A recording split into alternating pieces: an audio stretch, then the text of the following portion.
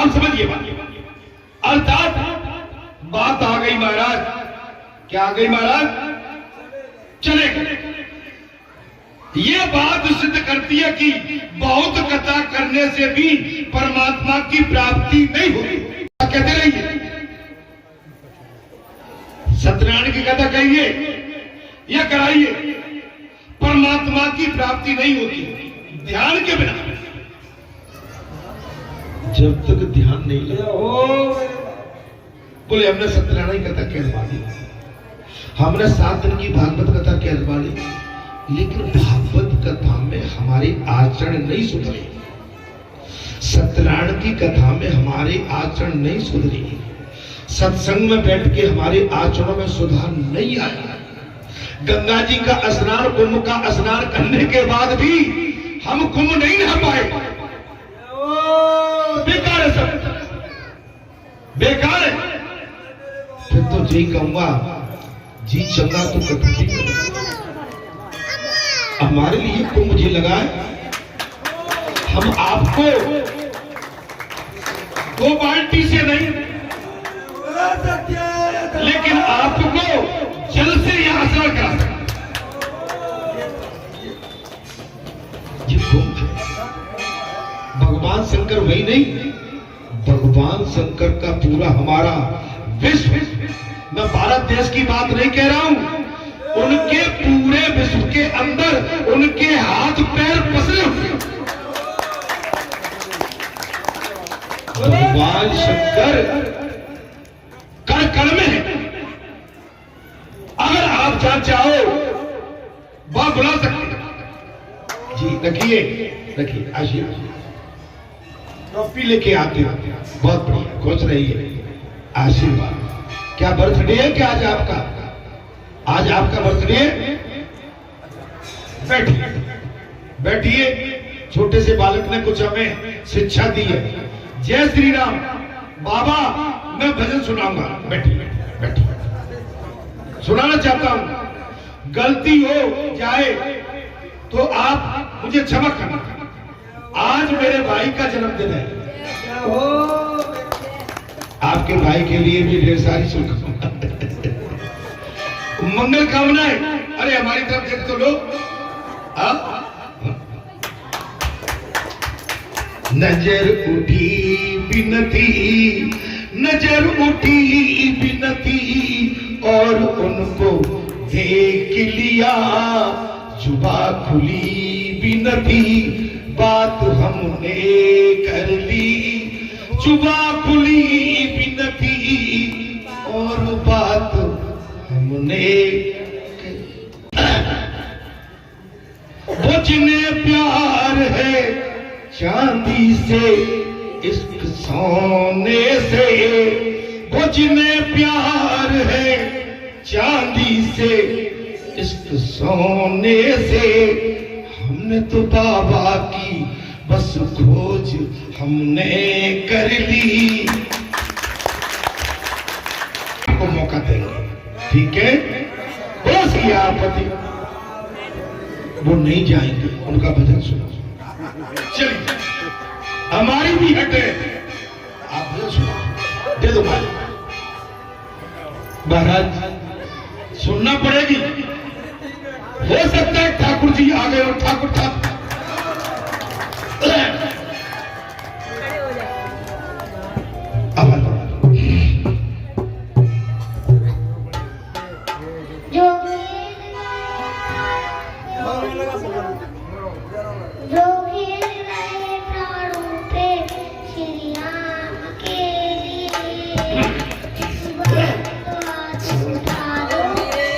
राम के लिए क्या बात।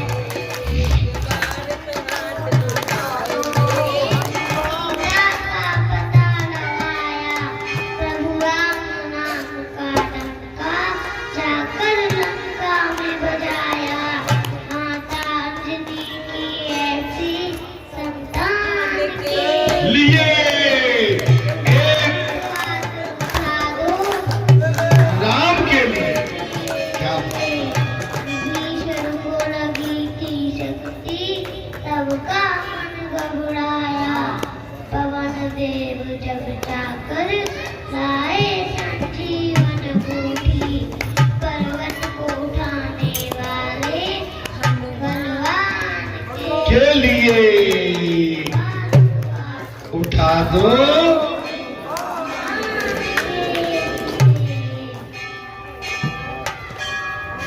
जय श्री राम, जय श्री राम।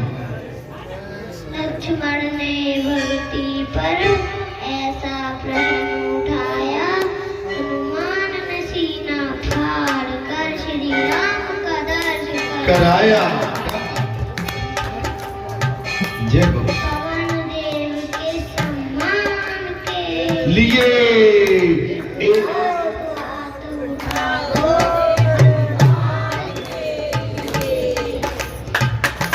पराशर ने भक्तों की पूरी करे मुरादे, मेहदीपुर में वाला दुखियों के टुकड़े काटे, क्या बात। दुनिया से निराले उनके धूमधाम के लिए। बहुत ही सुंदर। बोलो ध्रुव जी की, बोलो ध्रुव जी की, बोलो ध्रुव जी की। अब बताइए महाराज, 5 साल की आयु और ध्रुव का ही स्वरूप, और देखिए कितनी बढ़िया बात, और छोटी सी आयु में इतनी बात कहना, वो भी सभा में, सभा में कहना, ये मामूली बात नहीं है।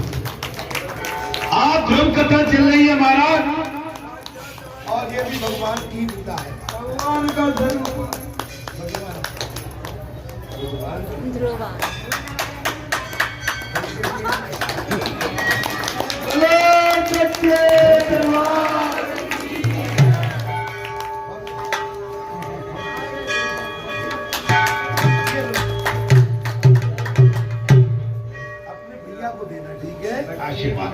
महाराज ये वो नन्हे फूल है जो भगवान को लगते प्यारे, बच्चे मन के सच्चे, बच्चे मन के सच्चे, खुद रूठे खुद मन जाए।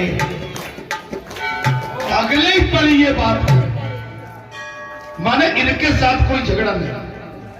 आप समझ सकते हो महाराज, अरे आज की कथा, आज का दिन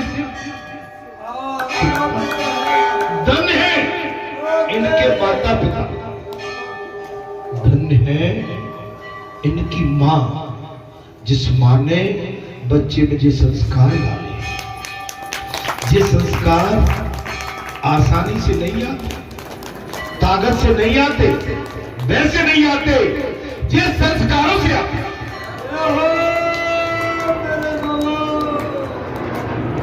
प्रसन्न मुझे आपको बताने का नहीं है, प्रसन्न इस समय ध्रुव जी का वही चल रहा है। और साहब कह दिया महाराज, ये बात सिद्ध कर दी है कि बहुत कथा कहने से भी परमात्मा की प्राप्ति नहीं होती, ध्यान करने से होती। कथा में प्रसंग आ गया, प्रभु दर्शन के बिना शांति नहीं मिल सकती। आप शांति को खोजते हैं, व्यासपीठ के दर्शन कर लो, भक्तों के दर्शन कर लो, भक्तों में भगवान के भी दर्शन हो जाएंगे। ये संतों के दर्शन कर लो, भगवान के दर्शन हो जाएंगे। समझिए, एकांत में बैठकर ध्यान करने से की आवश्यकता है, एकांत में बैठकर ध्यान करने की आवश्यकता है। आपका ध्यान और मन भगवान के प्रति बिल्कुल डटा रहे, सटा रहे। एक क्षण के लिए भी आपकी आंखों की दृष्टि से आपके गुरु एवं आपके परमात्मा जगत गुरु बिल्कुल अलग हो, अलग हो। प्रभु के लाडले भक्त मृत्यु अर्थात काल के मस्तक पर पांव रखकर, कथा में आनंद आ रहा है। प्रभु के लाडले भक्त अर्थात काल के सिर पर पांव रखकर वैकुंठ युग में जाते हैं और भगवान के चौथे स्कंद में 12वें अध्याय में 3रे श्लोक में स्पष्ट कहा गया कि मृत्यु के सर पर पांव रखकर द्रौपदी जी विवाह करते। भगवान के भक्त मृत्यु से नहीं डरते। भगवान के भगत मृत्यु से नहीं डरते। आज बात आ गई कि नहीं समझ में? भगवान का सच्चा भगत होगा वो काल से कभी नहीं डरता। मनुष्य निर्भय नहीं बन पाता क्योंकि वो ईश्वर को नहीं, ईश्वर का नहीं होता। मनुष्य निर्भय क्यों नहीं रह पाता? ईश्वर का नहीं होता, क्योंकि ईश्वर से नाता उसका पक्का नहीं। मृत्यु का डर, और मृत्यु सबको आना है। जितने भी हम आ रहे हैं और जितने माता के गर्भ से बाहर आ गए या आने वाले, सबके लिए उनकी चौखट पर मृत्यु खड़ी रहती है। हे संतो महात्माओं, जो ईश्वर की शरण में गया है वो निश्चित माने निश्चिंत माने उसे कोई चिंता नहीं है। जो ईश्वर का बन गया वो क्या होता है? उसको किसी तरह की चिंता नहीं रहती, निर्भय होता है। जो भगवान का बन जाता है वो कहता होता है कृष्ण शरीर के ज्ञानवान तुम राम शरीर के त्यागी, और बुद्ध देव से धुन के पक्के आजादी की अनुरागी।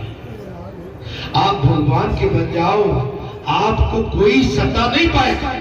आप पर हवा बौछार, मिट्टी, धूल, कंकड़, आंधी, तूफान आएंगे, बरसात होगी, बौछार होगी, लेकिन डरो मत। सुच्ची चरण ऋषि मानस में कहते हैं मेरा अभिमान प्रतिदिन वृद्धिगत हो। मेरा अभिमान निश्चित, अभिमान खत्म। लेकिन हम तो अभिमान को बढ़ा रहे हैं। प्रतिदिन वृद्धिगत हो। कौन सा अभिमान? मैं भगवान का हूं।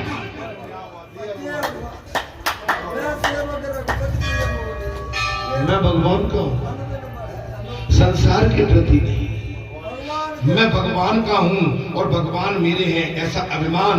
महाराज, आप जो भगवान का आश्रय ग्रहण करता है वो निर्भय बनता है।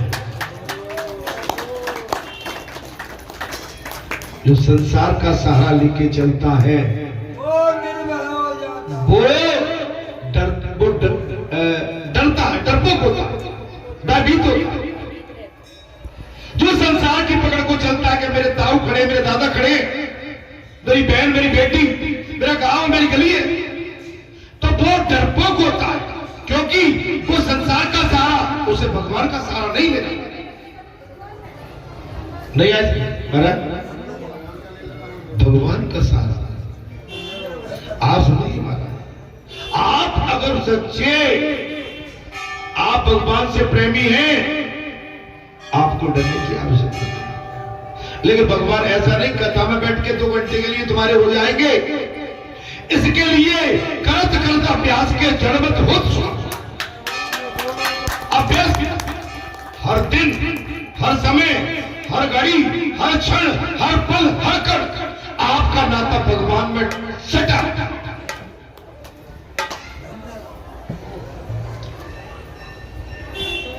तो प्रहलाद जी को मारने के लिए क्या कसर छोड़ी प्रहलाद के पिता ने? मीरा को मारने के लिए मीरा के परिवार ने क्या कसर छोड़ी? ध्रुव के लिए क्या कमी छोड़ी? लेकिन इनको अपने प्रभु पर भरोसा था, ईश्वर पर भरोसा। प्रहलाद जी ने साफ कह दिया था, पिताश्री जिस शरीर आपका दिया हुआ है, आप जो चाहो सो अत्याचार करो, लेकिन मेरे अंदर जो परमात्मा बैठे हैं, मेरा संबंध उनसे स्थायी है, मैं उनको नहीं छू सकता। आपका नाता मेरा केवल खून का नाता है। आप जो दंड देंगे स्वीकार है, जो भ्रष्टाचार करेंगे स्वीकार है, लेकिन मैं परमात्मा को नहीं छोड़, अर्थात उसे काल का भी भय नहीं सताता। आप सुन लो मेरे महाराज, भगवान से प्रेमी होते हैं उन्हें काल का मिला। काल को तो परमात्मा का दूत मानो। काल कौन है?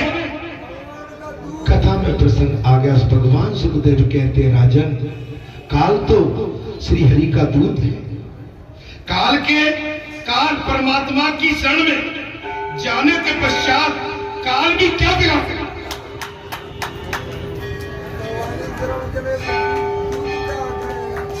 वही परमात्मा की शरण में जो चला गया उसका काल भी क्या बिगाड़ सकता है? जब भगवान के हम हो गए, द्रौपदी के साथ वही हुआ। 5.5 वर्ष की आयु में और 6 महीने की तपस्या, 5.5 वर्ष की आयु में परमात्मा के दर्शन। वो पिता जो द्रौपदी को अपनी गोद में बैठाने के लिए तैयार नहीं था, वो पिता जब भगवान का मिलन दर्शन द्रौपदी को हो गया, जब तेज आया नगर में डडोरा, वो पिता जिसने द्रौपदी को अपनी गोद में बैठने के लिए स्थान दे दिया, वो पिता आज द्रौपदी के स्वागत के लिए दौड़ चला।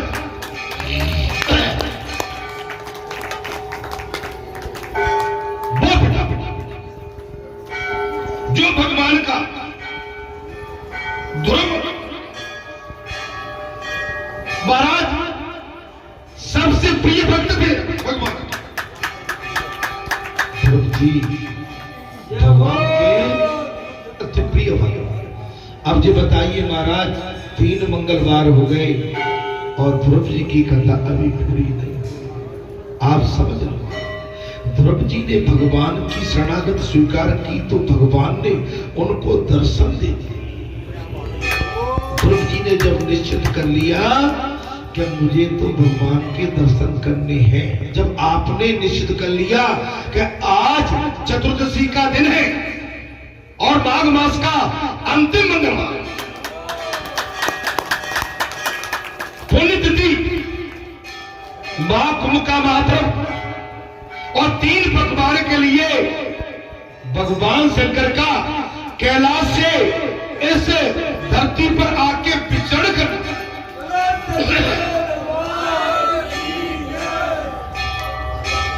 और 3 पखवाड़े की बीच थी।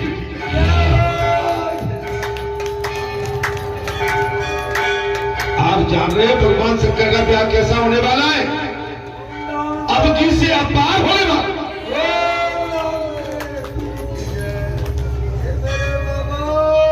ब्याह तो वो तिथि हमेशा आती है, लेकिन जो महायोग है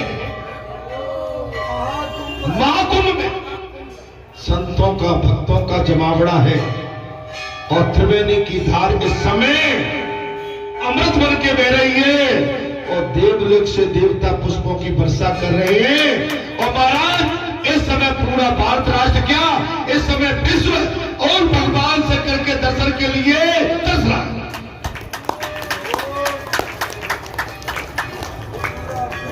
पूरा विश्व हमारे संसार में, अरे हमारे सनातन ईश्वर भगवान शंकर के विवाह में भारत देश ही नहीं, अरे विदेशी देश भी उनके ब्याह में सब लोग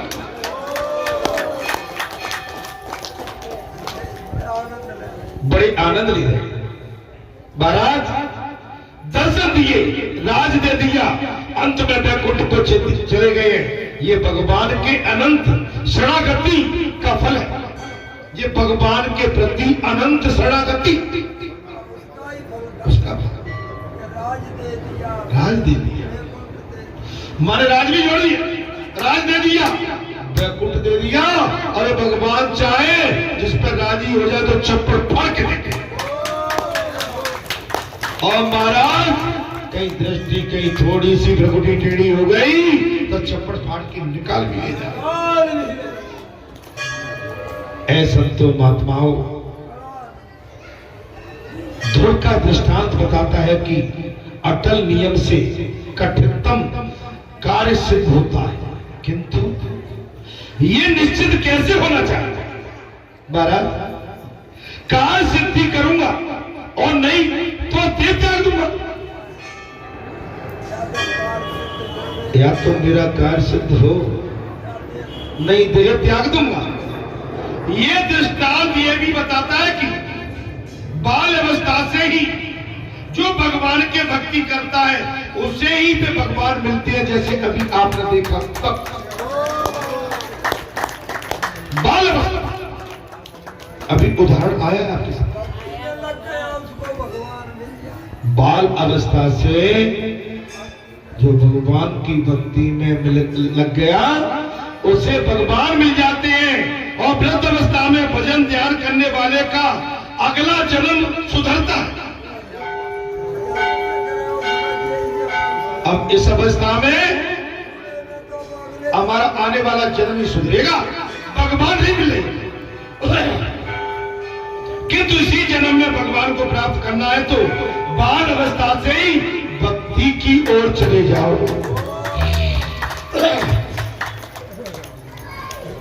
अगर इसी जन्म में भगवान की प्राप्ति, भगवान के दर्शन करना है तो बाल अवस्था में जानी चाहिए। बाल अवस्था के अच्छे संस्कार नष्ट नहीं होते। कथा में समझ में आ रहा है? कथा में सुंदरता आई कि नहीं? मुझे अब तो थके थके से जैसे ही 12 बजते हैं, सो आप भी ढीले ढीले होने लगते।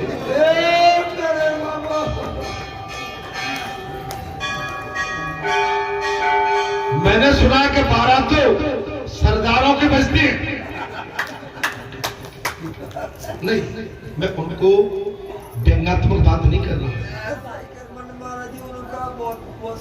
12 बजे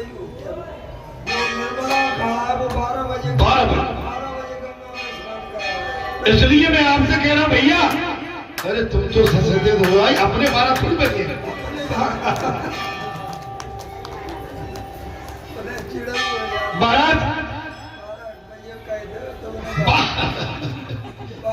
भैया मैं उसके लिए नहीं, मैंने कहा बाल अवस्था के अच्छे संस्कार नष्ट नहीं होते। सुनीति की बात ही, तुम भी अपने बालक को बचपन से ही धार्मिक संसार का चिंतन करो। आजकल की माताएं नहीं दिखाती, पढ़ लिख जा जल्दी, डॉक्टर बन जा, हकीम बन जा, फलाना बन जा। अब हकीकत तो सही है भाई, अगर सभी ध्रुव बन गए तो संसार कैसे चलेगा? वो संसार को भी तो चलाना है। महाराज ध्रुव चरित्र की समाप्ति करते हुए मैत्री जी ने साफ कह दिया,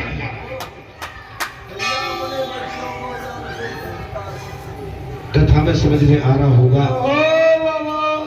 ध्रुव चरित्र की समाप्ति करते हुए मैत्री जी ने साफ कहा, ऋषिवन ने नारायण सरोवर के किनारे नारदी तप कर रहे थे।